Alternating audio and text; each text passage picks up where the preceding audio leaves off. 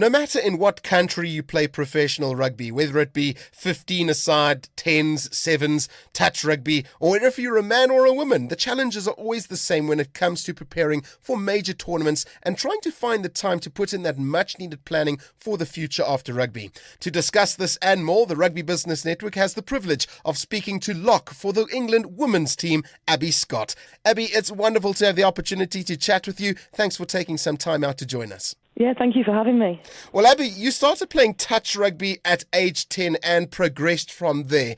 Was there a particular person that motivated or inspired you to get involved in the sport? And at what point did you decide that you wanted to play rugby as a profession going forward? Yeah, I think, I started playing rugby down at my local club, just touch rugby in the summer. I was always involved in any sport, whatever it was, and just wanted to be active. So that's kind of how I got into it. And it developed from there. My coach at club, Alan Gray, has been really kind of instrumental in terms of engaging me in rugby to start with, and then inspiring me and pushing me along to go to the next level. So it all just kind of happened by accident a little bit. Obviously started with touch and then went along to club and contact and then county. And that's how it progresses with women's rugby in England. The next step is divisional and north, and from there to the England under-20s and then into the senior side. So it was never definitely rugby, it was just sport in general, and then that just developed and evolved. And then I was 100% involved in rugby. That's what I wanted to pursue. But professional rugby didn't exist for women. Yes. It was never an option. It was something which I loved to do alongside of my studies or university, but it never really became an option until last year. And as soon as we found out there was the possibility of contracts, it was something which I just 100% knew I wanted to pursue and wanted to push myself. Brilliant. Well, Abbie, you progressed through all the different formats of rugby, from touch to now full contact in the 15-a-side game.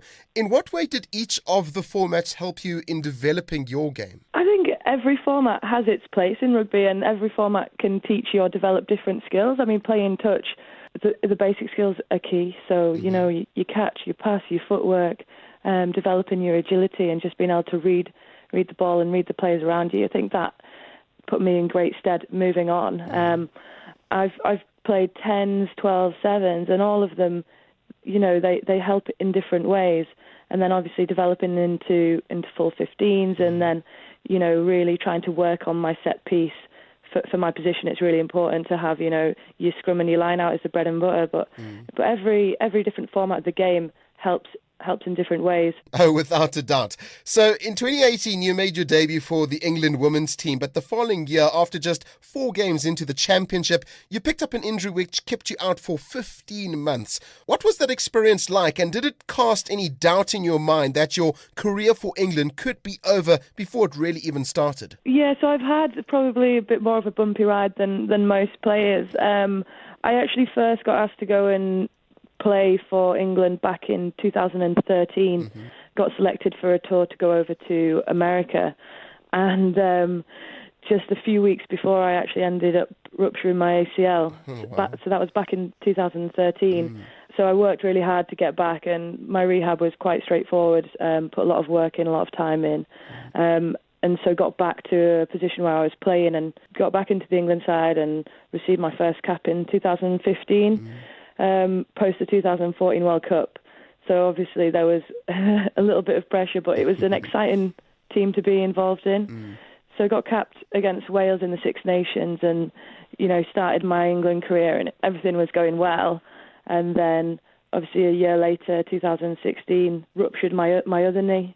So to go through 2 ACLs, it's hard, but I think going through my first one, I knew what was kind of expected, what was the road ahead in terms of rehab. And it's always disappointing. And as soon as I took that step, and I knew in myself that I'd ruptured my knee, but my thoughts as a person, you know, it's not, you know, I didn't look down on it. I thought, right, I've got however many months ahead. I've got the next year to just go back, work on my basics, rebuild myself. Think of it as an opportunity rather than a setback. And timing-wise, it wasn't great because I was just getting into my England career, but looking ahead, there was plenty of time before the World Cup in the 2017 summer. So for me, that was the end point. That was what I was looking at and my goal. So I knew I had to put the work in to get back for that. Well, it's great to hear you had such a positive outlook with that injury, despite the length of time you were out for. Well, Abbie, in August of this year was the Women's Rugby World Cup, where you and your England teammates did exceptionally well to reach the final. But unfortunately, you lost to New Zealand on the day. With that defeat fresh in your memory, is the heartache still there, or have you managed to move on? 100%. The heartache is still there. You look back, and it's a bit of a bitter pill to swallow. I think the amount of work that as a squad and as staff and a whole team had put in over the past couple of years. I think we've come on leaps and bounds, and we've shown during the tournament what we are capable of. But on the day, all credit to New Zealand in the second half.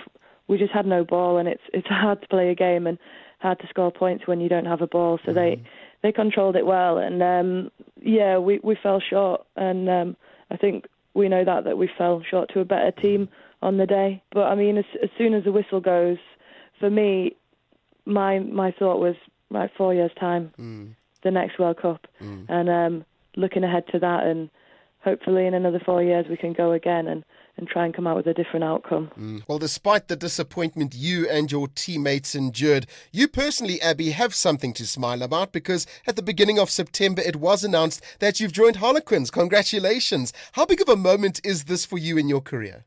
Yeah, thank you very much. It's a really big moment, actually. It's something that I'm very excited about. For me, the World Cup, I'd been at university and playing my rugby up in Newcastle and at Darlington, Mowden Park, and it just seemed the right time that all of that cycle had come to an end. So for me, it's about a new start.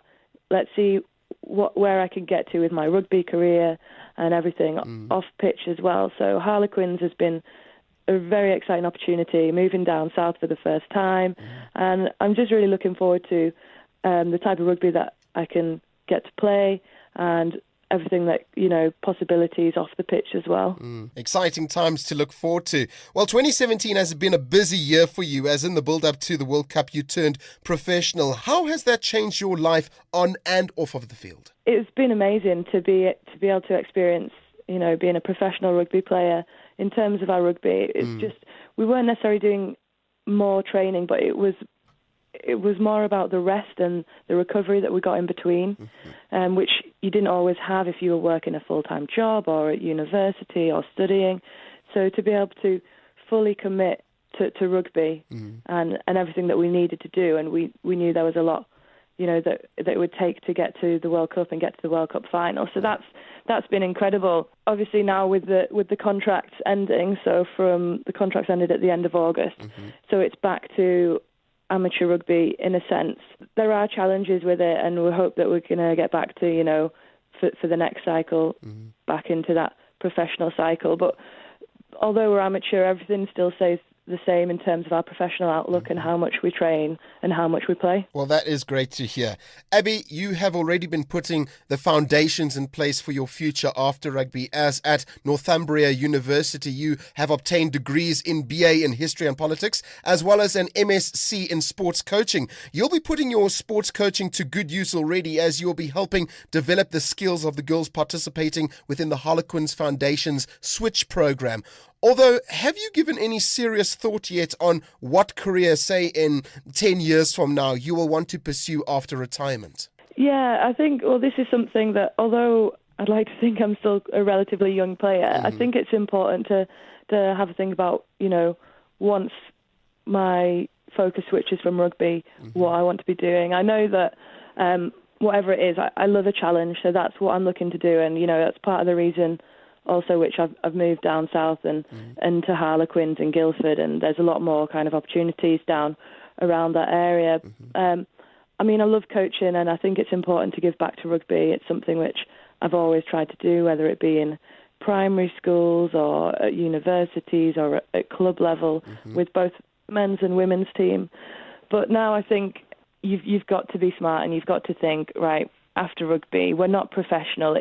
It's a bit of a challenge for the women, because, a lot of the men's players talk about, life after rugby. But for us, it's also a case of life in between rugby a little bit and life alongside rugby.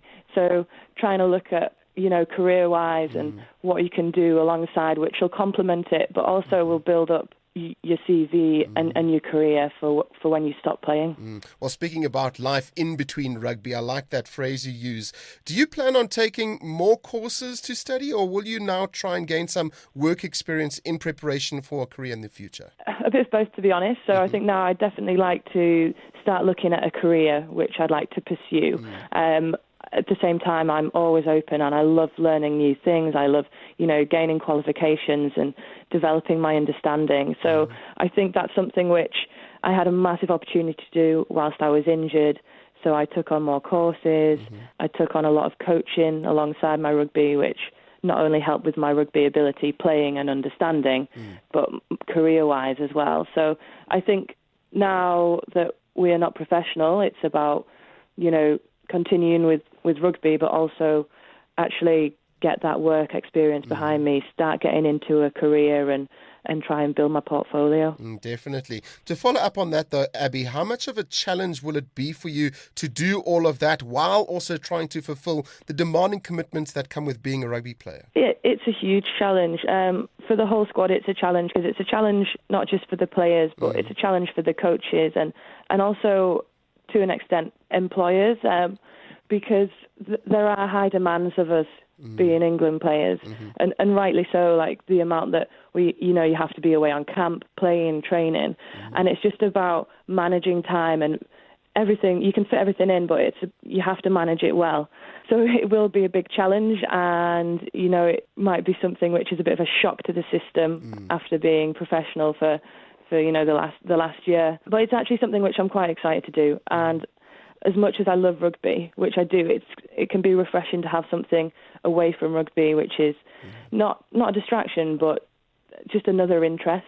So I'm looking forward to it. Oh, that's great. Well, Abbie, what sort of assistance have you and your fellow teammates been receiving from player associations when preparing for life after rugby? Is it something that you are using at the moment, or considering your age? You say you're very young, and I do agree with you. You're in your early 20s, and I won't mention your age, but is working with the player association something that you will be doing now or only in a few years from now? Yeah, I think so. The RPA, the Rugby Players Association, have been great, and they've spoken to us. Our rep has spoken to us about our short-term career goals, our long-term career goals, and trying to get us thinking now. And for me, I guess I'm more aware of it because of the injuries I've had, and rugby can be very short-lived. Hopefully I'll be playing for 10 years, but I am also aware that I could be just playing for a year. So I think it's important to get the cogs working now and actually develop yourself off the pitch and put yourself in a place where, when rugby is aside, when you finish rugby, actually you've got something else to go to. Because when you finish playing whatever sport it is, there's a big void there, and it will be hard. And hopefully, that's not going to be me for a while, but I'm very aware that there will be that void, and you've got to fill it with something, and not just in terms of your career and your income, but also for a little bit of sanity too. Absolutely. Well, you are relatively new to the England setup and professional rugby, but from what you've witnessed so far, Abbie, where do you see women's rugby going in the next few years, and where are some of the areas that need more attention to help it grow? I think women's rugby is, it's huge, and it's only just going to get bigger and bigger and bigger. If you look at, at the statistics and the amount of women playing, it's one of the fastest growing sports. And, off the back of the World Cup, the following was quite incredible. We don't always see it as players because we can be in a bit of a bubble during the World Cup camp. But, stats coming out from France in particular, where women's rugby is huge. I mean, I think they had about 3.6 million watching our semi-final. Wow. And then also, seeing... It was originally on ITV4 in England, and then for the final they moved it to ITV1, prime time on a Saturday night. And to have, I think they said it was about 2.6 million watching, which is, for a sport that is relatively new, that doesn't have the traditional and historical following that the men's sport has, built up over the past 20 years. Actually, the stats, it was only just under half of what the 2015 Men's World Cup final showed. So for a sport which, there hasn't been, massive marketing, massive media behind it. I mean, I think it's getting big now and it's growing. But if we can continue that and continue the interest, I think women's rugby is just going to be, it's just on the up and the up and the up. And it's very exciting to be part of. And it's going in the right direction, but coverage always helps. What's been, one of the best things for me to hear coming back home from the World Cup is those people that have never necessarily watched women's rugby and didn't know what to expect. And they've said, actually, 5 minutes in, we weren't watching women's rugby. We were just watching a really good game of rugby. And if you can get that type of following and get that exposure to girls, boys from a young age and everybody really, I think that's going to help grow the sport on and off the pitch. So I think, that coverage and that media, which has been great, if we can continue that and keep growing that is just going to help the sport. Without a doubt. Well, finally, Abbie, having been involved in rugby for a few years now, what are some of the standout values and skills as a player you are starting to pick up on that you think will come in handy in the future when your transition into your next career after retirement comes around? I mean, there's a huge amount of skills that you pick up, and a lot you pick them up, but you don't necessarily you realise. So in terms of, your communication skills, your teamwork, your values, you have to be very resilient as an international rugby player or athlete at any level. The amount of setbacks and the amount of hard work that you have to put in, if you can translate that into a business environment or any type of working environment, then you're going to go far. A lot of the time I've seen, people say it, talent doesn't beat hard work, hard work beats talent.